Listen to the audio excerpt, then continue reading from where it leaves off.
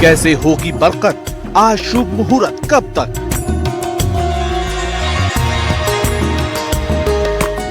धनतेरस पर क्या खरीदें और क्या न खरीदें? धनतेरस की पूजा का पूरा विधान, हर समस्या का संपूर्ण समाधान। धन बरसे। नमस्कार, मैं हूं मनोज्ञा लोईवाल और स्वागत है आपका एनडीटीवी इंडिया पर। और आज की स्पेशल पेशकश है आपको सबसे पहले धनतेरस की बहुत बहुत शुभकामनाएं। महालाभ की सबसे चमत्कारी तिथि है धन त्रयोदशी, तो धनतेरस का शुभ काल शुरू हो चुका है। मॉल बाजार सज चुके हैं, पर इन सब के बीच खरीदारों में असमंजस है भारी कि क्या करें और क्या ना करें खरीदारी। क्या खरीदना शुभ है, क्या खरीदना अशुभ है, धनतेरस कैसे हो शुभकारी, क्या करें आप खरीदारी। तो सोने के दाम ने बिगाड़ा है बजट, तो क्या खरीदें आप अब, कैसे होगी आपके जीवन में बरकत, खरीदारी का मुहूर्त क्या है अब और कब तक, क्या है पूजा की विधि का क्रम, दूर करेंगे आपके लिए ये सब हम, आपके सारे भ्रम जो बस कुछ मिनटों में इस शो में संपूर्ण ज्ञान के जरिए आपको पहुंचेंगे और आपको ये पता लगेगा कि आपको क्या खरीदना चाहिए या क्या नहीं खरीदना चाहिए, और आज ही खरीदना चाहिए भी कि नहीं। देश के 4 बड़े विद्वान बताएंगे धनतेरस के पूजा का विधि और विधान। तो आज इसी पर हमारा मार्गदर्शन करने के लिए ज्योतिषाचार्य अमित पांडे, स्वागत है आपका। ज्योतिषाचार्य नितिशा मल्होत्रा भी हमारे साथ मौजूद हैं। मूलांक अनुसार क्या सही क्या गलत है ये बताने के लिए अंक ज्योतिषी वान्या आर्या भी मौजूद हैं, और वास्तु का धनतेरस कनेक्शन बताने के लिए वास्तु एक्सपर्ट आचार्य भारत गौतम जी भी मौजूद हैं।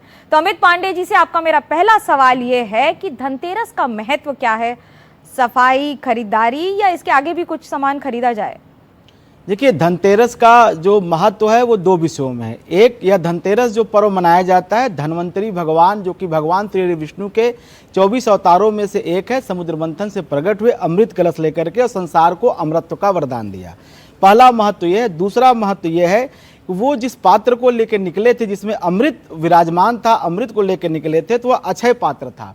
और उसी क्रम में धन के अधिपति जो देव हैं, वैश्रवण जो कहा जाता है, कुबेर कहा जाता है, उन कुबेर का पूजन, उन वित्तेश्वर का पूजन, उन जो है देवताओं के जो धनाध्यक्ष, उनके पूजन का जो प्रमाण है इसी धन त्रयोदशी या धनतेरस के दिन किया जाता है। वैसे धन्वंतरी भगवान के साथ साथ कुबेर का भी पूजन, महालक्ष्मी का पूजन और गणेश का पूजन धन त्रयोदशी के दिन करना चाहिए। रही बात व्यापारियों के लिए, खरीदारी के लिए, तो खरीदारी इसलिए करनी चाहिए क्योंकि यह धन का प्रतीक है, समृद्धि का प्रतीक है। और चूंकि सबके पास एक ऐसा अक्षय पात्र हो कि जिसमें कभी धन समाप्त न हो, कभी अन्न समाप्त न हो, इसलिए धन त्रयोदशी बहुत महत्वपूर्ण है हमारे सनातन धर्म में। भारत जी, आपसे पूछना चाहूँ, क्या घर की सफाई और सजावट का भी वास्तु के अनुसार बड़ा महत्व है? ये तो माना जाता है कि लक्ष्मी जी को सफाई बड़ी पसंद है, इसलिए दिवाली की सफाई जरूर होती है, भले किसी और के त्योहार, किसी त्योहार पर सफाई हो या ना हो। आप बिल्कुल सही कह रहे हैं, सफाई का बहुत ज़्यादा इम्पोर्टेंस है। वास्तु में एक दिशा होती है north north east, Uttar Uttar पूर्व। ये जो दिशा है ये भगवान धन्वंतरी की ही दिशा है। यहाँ पे अगर आप भगवान धन्वंतरी का एक फ़ोटो लगा देते हैं तो आपके घर में सभी लोग, एक इम्यूनिटी उनकी बूस्ट रहती है। अगर वो नहीं कर सकते तो आप एक नीले रंग का स्वास्तिक या चांदी का स्वास्तिक वहाँ पे लगा सकते हैं। इसके साथ साथ अगर आप कुबेर की दिशा यानी कि उत्तर में एक छोटी सी कुबेर जी की मूर्ति रख देते हैं तो वो भी आपको आपके जीवन में जो भी अवसर हैं उनके लिए काफ़ी फायदेमंद देता है। वान्या जी, आप मुझे ये बताइए कि जब हम नंबरों की बात करते हैं तो क्या हम ये कहें कि ग्रहों का कोई महासंयोग बन रहा है? क्योंकि अभी तक तो ये कहा जा रहा था कि ये वर्ष 9 अंक का है तो बहुत भारी है। धनतेरस और दिवाली भी क्या भारी रहेगी?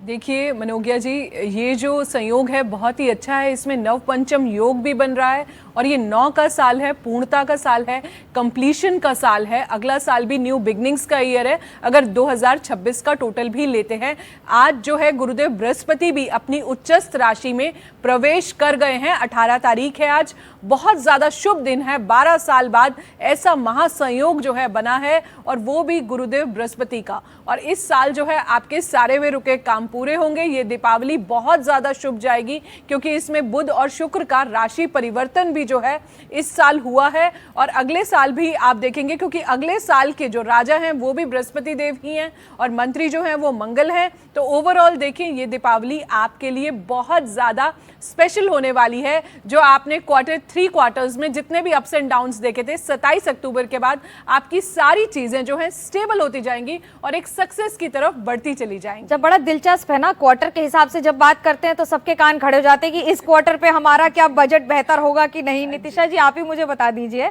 कि जब हम धनतेरस पे ग्रहों की बात कर रहे हैं, इसके दीगर खरीदारी क्या करें जिससे कम से कम लक्ष्मी जी भी साथ में चल के आ जाए? जी बिल्कुल। पहली बात तो ये धनतेरस अत्यधिक शुभ है, जैसे वान्या जी ने भी बताया कि गुरु उच्च के हो रहे हैं, सर्वार्थ सिद्ध योग है, बुध आदित्य राजयोग है और चंद्रमा मंगल का लक्ष्मी योग भी बन रहा है। इसके साथ साथ खरीदारी करते समय आज के दिन झाड़ू खरीदना, धनिया खरीदना, नमक खरीदना, सोने या चांदी के आभूषण या सिक्के खरीदना और साथ ही साथ अपने घर में बरकत भरने के लिए कोई भी अनाज खरीदना, कोड़ियाँ खरीदना, शंख खरीदना बेहद शुभ माना जाता है। तो ये सब चीज़ें अपने घर में लाएं ताकि महालक्ष्मी आपके घर में हमेशा निवास कर सके। नितिशा जी, आप ही से ये सवाल कि शनिवार भी है और धनतेरस भी है, शनिदेव के कुछ रंग हैं जो उन्हें पसंद है, शनिदेव की अपनी प्राथमिकता है, अपने उनके पसंद नापसंद हैं, और धनतेरस का भी दिन है। तो एक और बृहस्पति है, एक और धन्वंतरी जी हैं, एक और शनिदेव हैं।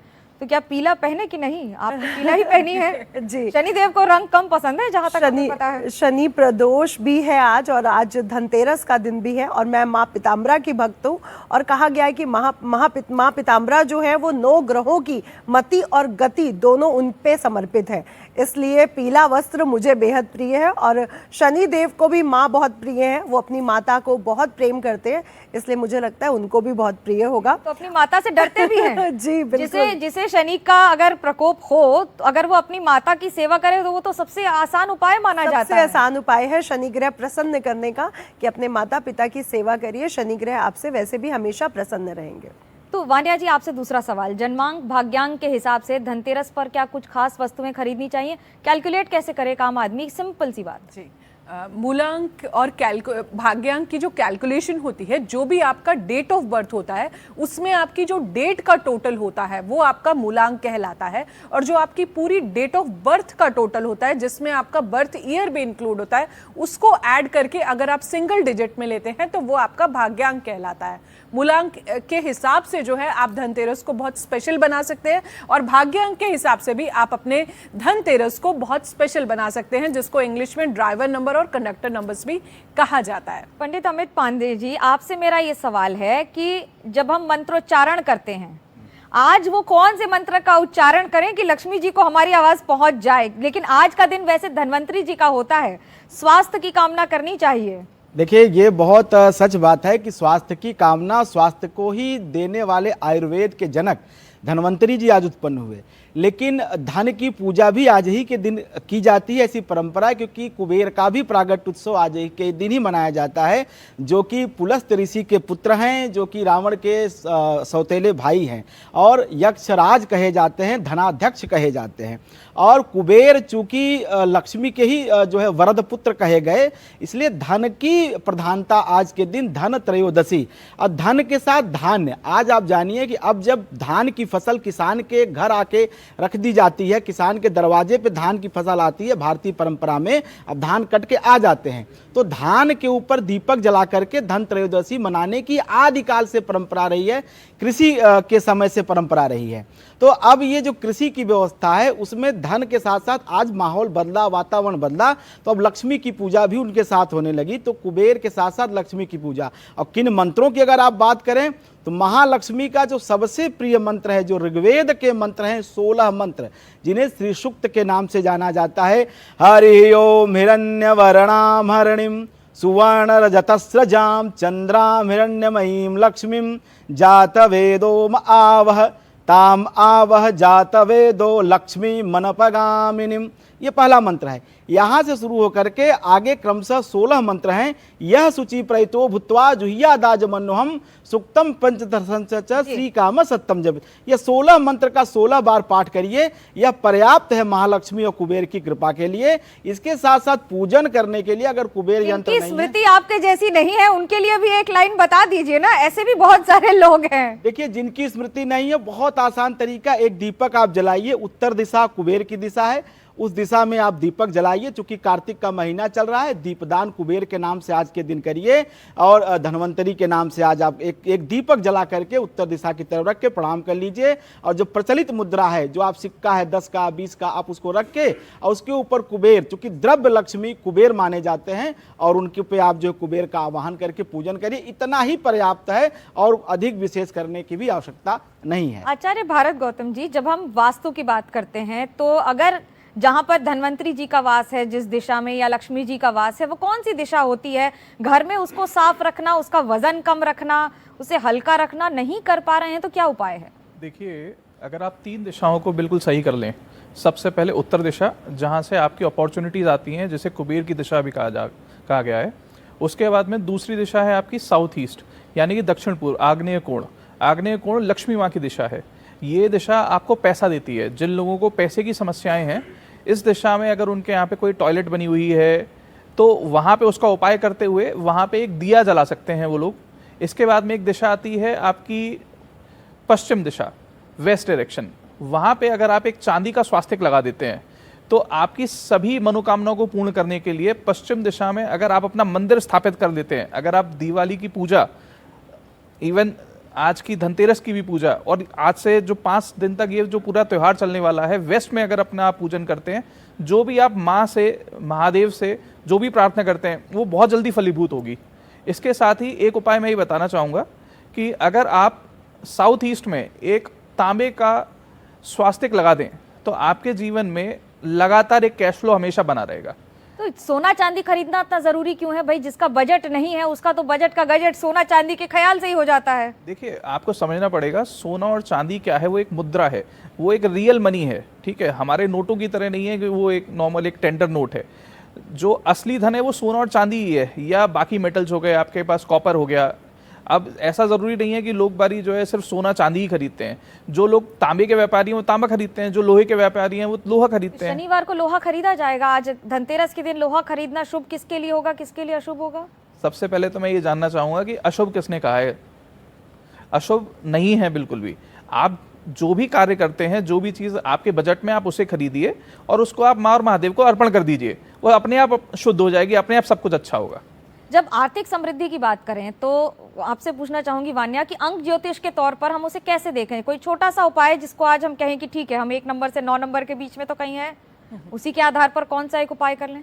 जी, अगर सिंगल एक उपाय की बात करें तो जैसा अभी नितिशा जी भी बता रहे थे, तो आज के दिन जो है साबुत धनिया, नमक और झाड़ू जो है वो आप सभी अंक वाले जो है एक जेनरिक आप खरीद सकते हो। कुछ सोने के सिक्के या चांदी के सिक्के भी जो है आपको बेसिकली थोड़ा सा एक टोकन या शगुन जो है वो आज के दिन आपको ज़रूर करना है। और माता लक्ष्मी को गुलाब के फूलों की अगर आज आप माला चढ़ा देते हैं तो वो भी आपके लिए बहुत ज़्यादा शुभ होगा। और माता लक्ष्मी को अगर आप इत्र अर्पण कर देते हैं और अपने हाथों से अगर आप अपनी एनर्जी और अपने ऑरा से जो है माँ के लिए अगर आज आप खीर बनाते हैं तो वो भी आपके लिए बहुत ज़्यादा शुभ होगा। नितिशा जी, आपसे मैं पूछूंगी भाई, जब ये प्रथा शुरू हुई थी तब तो डिजिटल मनी था नहीं, कैश में काम होता था।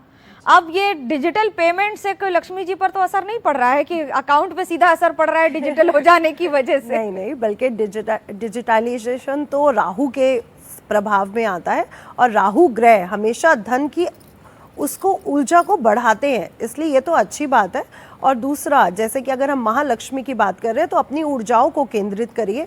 लोग मैनिफेस्टेशन की बात करते हैं, हमारे पुराणों में बहुत कुछ लिखा हुआ है कि जैसे आप महालक्ष्मी को अपने घर बुला रहे हैं, अपने घर की साफ सफाई पर ध्यान दीजिए, अपने कपड़ों पर, अपनी ऊर्जाओं पर ध्यान दीजिए, पॉजिटिव रहिए, हैप्पीनेस रखिए, अपने घर में त्योहारों को अच्छे से सेलिब्रेट करिए, महालक्ष्मी के विशेष मंत्रों का जाप करिए, कनक धारा स्त्रोत का पाठ करिए, तो आपके घर में लक्ष्मी जी की कृपा होगी। कनक धारा स्तोत्र तो किसी और के लिए पढ़ा जाता है कि सिर्फ अपने लिए ही पढ़ा जाता है? क्योंकि वो तो लिखा किसी और के लिए गया था।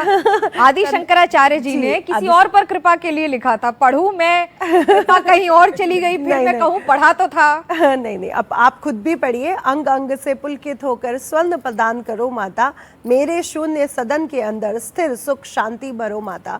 तो आप पढ़िए। मनोज्ञ श्री पीठे सुर पूजिते शंख चक्र गदा हस्ते महालक्ष्मी नमस्तुते। जी आप पढ़िए, आपके घर में धन की स्थितियां स्थिर होंगी और कभी भी महालक्ष्मी आपका घर छोड़ के कहीं नहीं जाने वाली है। तो सबको पढ़ना चाहिए।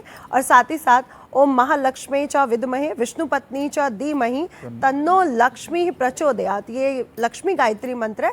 आप इस मंत्र का भी जाप ये जरा दोबारा बता दीजिए, ये सबके लिए बहुत जरूरी है। जी, ओम महालक्ष्मी च विद्महे विष्णु पत्नी च धीमहि तन्नो लक्ष्मी प्रचोदयात्। कमल गट्टे की माला से अगर आप इस मंत्र का जाप कर लेते हैं, रोज 11 माला या एक भी माला करते हैं, तो भी आपकी धन की स्थितियां स्थिर होती हैं। और साथ ही साथ गणेश जी के मंत्रों का जाप करना बिल्कुल ना भूलें, क्योंकि पहले बुद्धि के देवता गणेश जी आएंगे, तभी महालक्ष्मी हमारे जीवन में प्राकट्य होंगी। तो महालक्ष्मी अष्टक स्तोत्र अगर कर लें, उसमें भी तो लिखा है कि आप सुबह और शाम 2 बार पढ़ लें, तो उसमें आपको जी बिल्कुल, श्री सुक्तम, महालक्ष्मी अष्टक स्तोत्र, ये सब हमें पढ़ने चाहिए। आज की संस्कृति हम लोग बच्चे भूलते जा रहे हैं, जहाँ पर हम लोग पूजा पाठ से दूर होते जा रहे हैं। मंत्र जाप ये सब पढ़ने से हमारी ऊर्जाएं केंद्रित होती हैं, हमारे घर की ऊर्जाएं केंद्रित होती हैं, वास्तु दोष, कुंडली दोष, ये सब समाप्त हो जाते हैं। इसलिए अपने घर में चैंटिंग और जाप जरूर करें। मित जी, आप मुझे ये बताएं कि तोरण या दीप सजाना या फिर बाकी सब इसकी सजावट से असर क्या पड़ता है, क्या बदल जाता है घर में?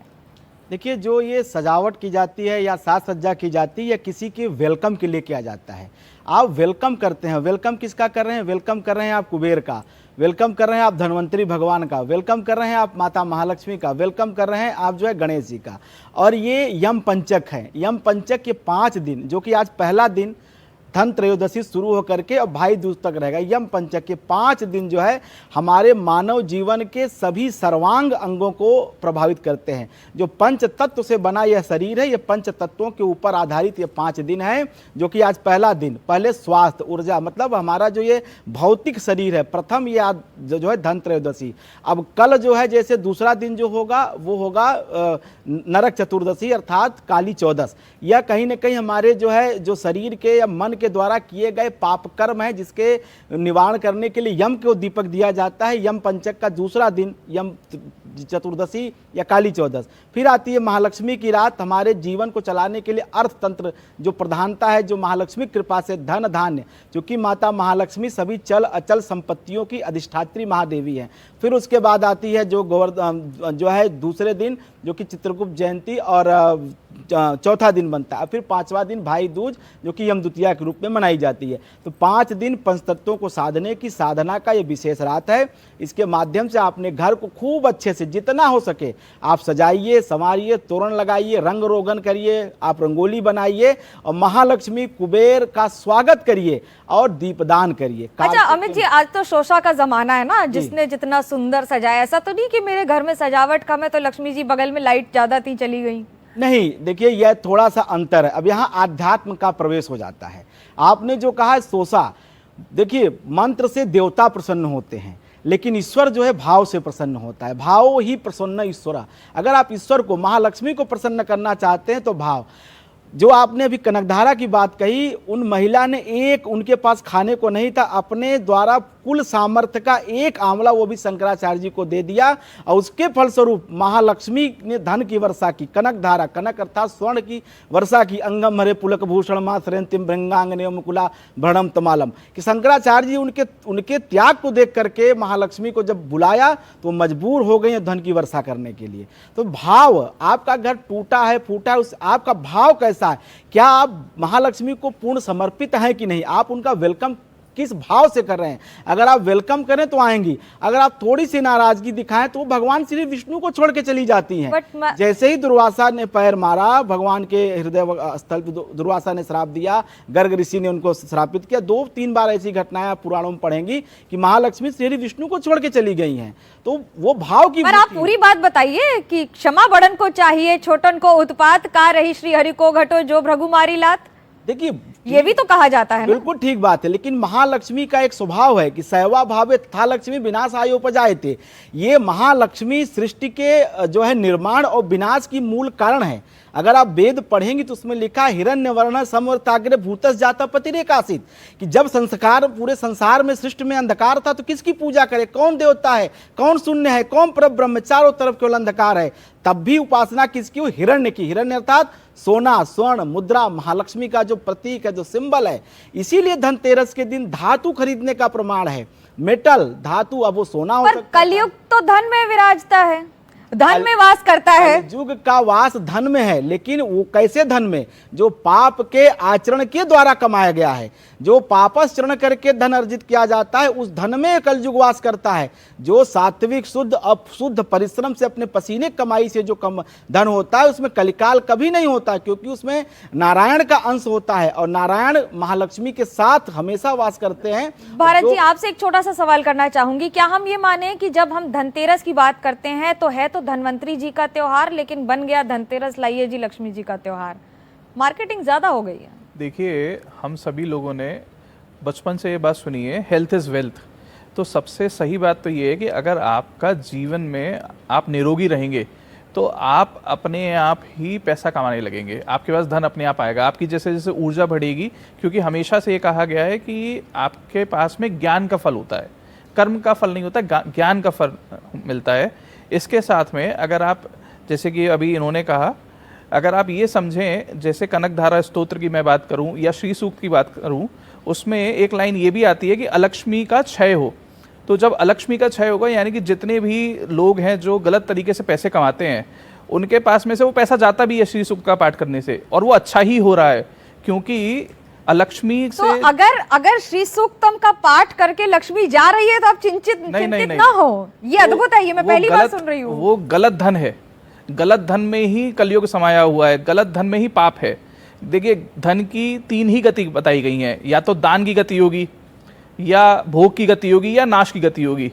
तो ये आपके ऊपर निर्भर करता है कि आपने क्या गति करवानी है। क्योंकि आपने ये भी देखा होगा, कुछ लोगों ने या कई लोगों ने अगर गलत तरीके से पैसे कमाए तो उनकी संतान को वो फल भोगना पड़ा।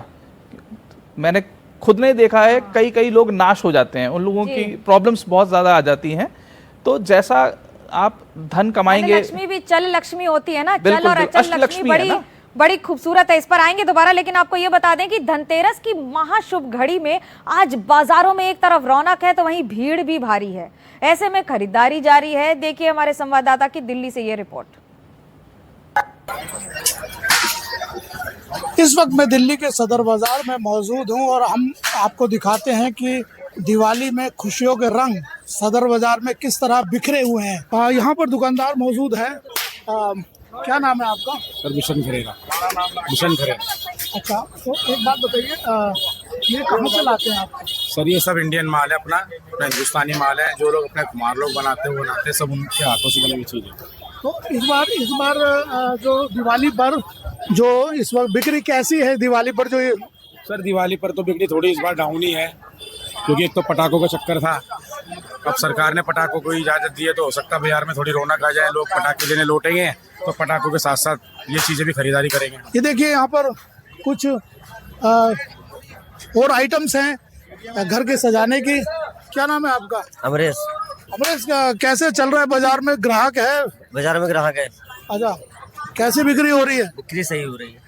अच्छा, तो अभी आज तो धनतेरस है, तो आपको लगता है कि थोड़ा कम है ना? आज थोड़ा कम है। क्यों है? आज तो ज्यादा बिकना चाहिए। धनतेरस के दिन कम ही है। सब तरीके का रेट है यहाँ पे, चीज अच्छी भी है, वैरायटी थोड़ी है, वैरायटी बढ़ जाती है सब। तो देखिए ये एक ग्राहक है जो सदर बाजार में है लक्ष्मी गणेश खरीदने। कहने लगे यहाँ वैरायटी भी है और थोड़ा सस्ता भी मिलता है। तो यही कारण है, इस बाजार को कह सकते हैं कि अगर सस्ता चाहिए तो सदर बाजार आपके लिए है, और सब कुछ यहाँ पर आप मनपसंद अपना जो खरीदना चाहते हैं वो खरीद सकते हैं। मैं दिल्ली से हरिकृष्ण शर्मा, एनडीटीवी इंडिया के लिए।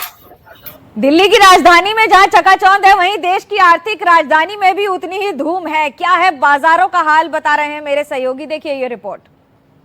धनतेरस की रौनक इस बार कुछ खास है। कहीं चांदी की चमक तो कहीं सोने की दमक देखते ही बन रही है। आज धनतेरस के इस पर्व पर लोग शुभ मुहूर्त शुरू होने से पहले ही दुकानों पर जाकर, चाहे वो चांदी के बर्तन हो, सिक्के हो या फिर सोने का कोई गहना हो, वो खरीदने के लिए पहुंच चुके हैं। हम इस समय प्रकाश गोल्ड इस दुकान में मौजूद हैं और आपको बता दें कि आज इस शॉप के 27 साल पूरे हो चुके हैं और 27 सालों से इसी प्रकार यहाँ पर जो इनके कस्टमर्स हैं वो इन पर भरोसा बनाए हुए हैं और यहीं से हर धनतेरस को आकर उनके द्वारा जो है वो सामान खरीदे जाते हैं। इस पर बात करने के लिए हमारे साथ राकेश जैन जी हैं। राकेश जी, आपसे जानना चाहेंगे, धनतेरस का पर्व है, आप लोग के लिए तो और बड़ा दिन है, आपके 27 साल इस दुकान के पूरे हो चुके हैं। धनतेरस का ये पर्व आपके लिए, आपके कस्टमर्स के लिए कितना खास है?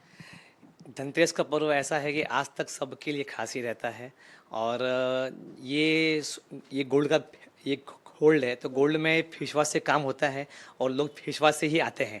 As per purity, as per जो आपका गुडविल है, वो हिसाब से लोग आते हैं यहाँ पे।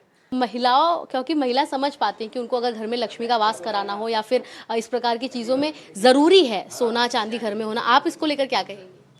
ज़रूरी है, इन्वेस्ट करते हैं तो सोना और चांदी दोनों ज़रूरी है। भाव भी इतने बढ़ते जा रहे हैं तो भी लेना तो पड़ेगा ना थोड़ा। सोना खरीदने आए हैं, इनका कहना है कि सोना चाहे जितना भी महंगा हो जाए लेकिन ये एक ऐसी वस्तु है जो हर किसी के घर में माँ लक्ष्मी के वास कराने के लिए रहना बेहद ज़रूरी है। और इसी मौके पर हम देख रहे हैं कि आज मुंबई भर में और खासतौर पर पूरे महाराष्ट्र में धनतेरस का पर्व हर साल इसी प्रकार मनाया जाता है, जहाँ पर लोग अपने पास की ज्वेलरी की दुकान में जाते हैं, जाकर चाहे उनकी जो कुछ क्षमता हो उस हिसाब से वो चाहे सोना हो, चांदी हो, बर्तन हो या गहने हो, वो खरीदते हैं।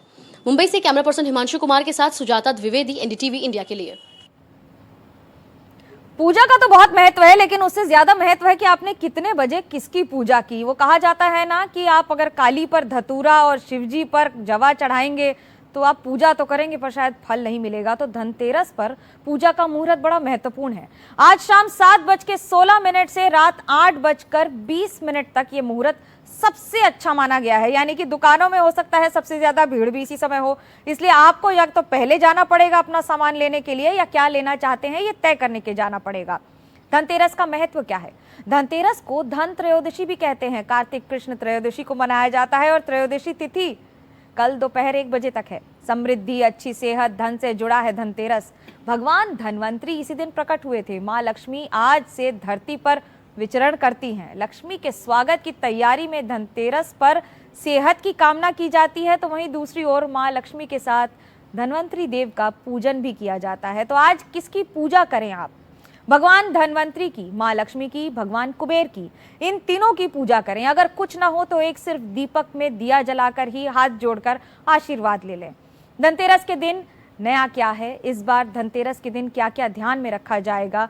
नकारात्मक ऊर्जा का विसर्जन करें, घर के हर कोने में दीप जलाएं, शुभ धातु की खरीदारी करें और कुबेर मंत्र की और यंत्र की स्थापना करें। मैं भारत जी से पूछना चाहूंगी कि यंत्र की स्थापना से क्या स्थितियों में बेहतर हो जाती हैं, स्थितियां में परिवर्तन आ जाता है? बिल्कुल सही बात है जी, बिल्कुल बेहतरी आती है। अगर यंत्र को आपने सिद्ध करके, अगर आपके पास कुबेर यंत्र है तो उसे आप चांदी में बनवाइए। चांदी का यंत्र अगर आप उत्तर दिशा में लगाते हैं तो आपके जीवन में बहुत बड़े पैसे के अपॉर्चुनिटीज़ बनती हैं। अगर आप लक्ष्मी यंत्र को, अगेन मैं कहूँगा, जैसे कि आप बहुत अच्छे से श्री यंत्र के नाम से भी जानते हैं, तांबे में बनवा करके अगर आप दक्षिण पूर्व यानी कि साउथ ईस्ट में लगाते हैं तो एक प्रॉपर कैश फ्लो आपका बना रहता है।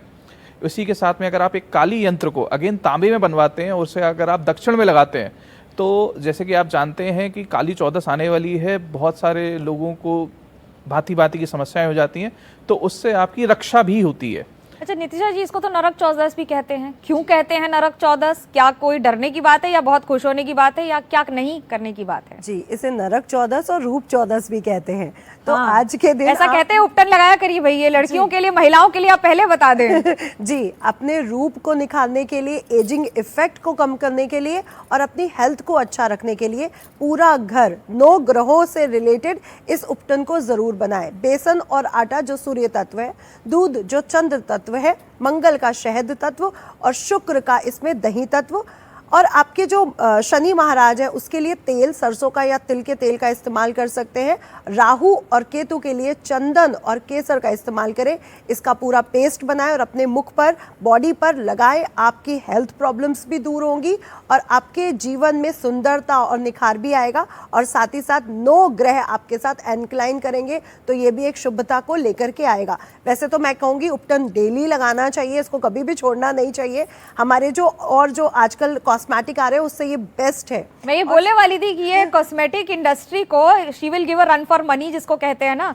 वान्या जी ये जो उपाय बता रही हैं इसके साथ कुछ नंबर गणित भी हो जाएगा क्या, जिससे लगेगा कि अच्छा एंटी एजिंग इफेक्ट बड़ा कान में बहुत खूबसूरत लगता है सुनने में। तो ये जो रूप 14 है इसमें अगर आप ये उपटन लगाते हैं तो मूलांक 1 वालों अगर आप ये उपटन लगा रहे हो तो आप इसमें जो है शहद जो है वो आपको जरूर डालना है। मूलांक 2 वालों जिनका भी डेट का टोटल 2 पर आता है, आप इसमें अगर थोड़ा सा इस उपटन में कच्चा दूध डाल देते हैं तो वो आपके लिए बहुत शुभ होगा, आपकी स्किन के लिए भी वो बहुत अच्छा रहता है। मूलांक 3 वालों अगर आप इसमें थोड़ा सा केसर डाल देते हैं तो वो आपके लिए बहुत ज़्यादा शुभ रहेगा। मूलांक 4 वालों अगर आप इसमें थोड़ा सा चंदन डाल देते हैं तो वो आपके लिए बहुत ज़्यादा शुभ रहेगा। मूलांक 5 वालों अगर आप इसमें थोड़ा सा एलोवेरा जेल भी अगर आप इसमें, अब जो नेचुरल एलोवेरा जेल जो प्लांट का होता है, अगर आप इसमें वो डाल देते हैं तो बहुत शुभ रहेगा। मूलांक 6 वालों अगर आप इसमें गुलाब जल डाल देते हैं या फिर थोड़ा सा दही डाल देते हैं तो वो आपके लिए बहुत ज़्यादा शुभ रहेगा। मूलांक 7 वालों आप इसमें चंदन डाल सकते हैं, आप इसमें बहुत ज़्यादा ये शुभता लाएगा। मूलांक 8 वालों आप इसमें थोड़ा सा सिर्फ 2-3 ड्रॉप सरसों का तेल या फिर यूकलिप्टस ऑयल अगर आप डाल देते हैं तो वो भी आपके लिए बहुत ज़्यादा शुभ रहेगा। और मूलांक 9 वाले आप इसमें थोड़ा सा जो है अगर आप केसर डाल देते हैं और कहीं ना कहीं थोड़ा सा आप इसमें रोज वाटर डाल देते हैं, जैसे गुलाब की जो पत्तियां हैं उसको थोड़ा सा क्रश करके अगर आप डाल देते हैं तो वो भी आपके लिए बहुत ज़्यादा शुभ रहेगा। तो आप अंकों के अनुसार, क्योंकि अंक हमारे जीवन में बहुत बड़ा रोल प्ले करते हैं, ये जरूर बता दीजिए कि अंक का कैलकुलेशन कैसे करें, ईयर, नंबर, मंथ।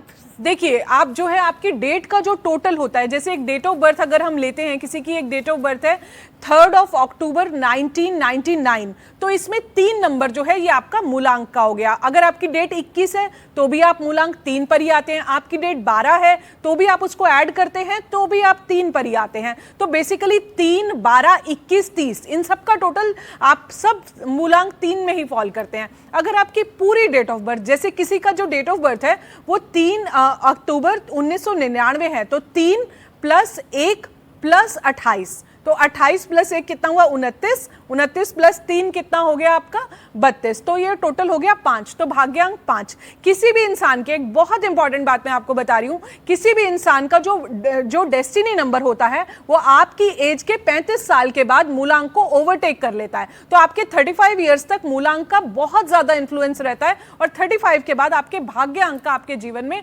बहुत ज्यादा स्ट्रॉन्ग इंफ्लुएंस आता है। अमित जी आपसे मेरा सवाल, कैश नहीं लेकर चलते, डिजिटल मनी लेकर चलते, अब दान भी नहीं हो पाता, तो दान करें क्या?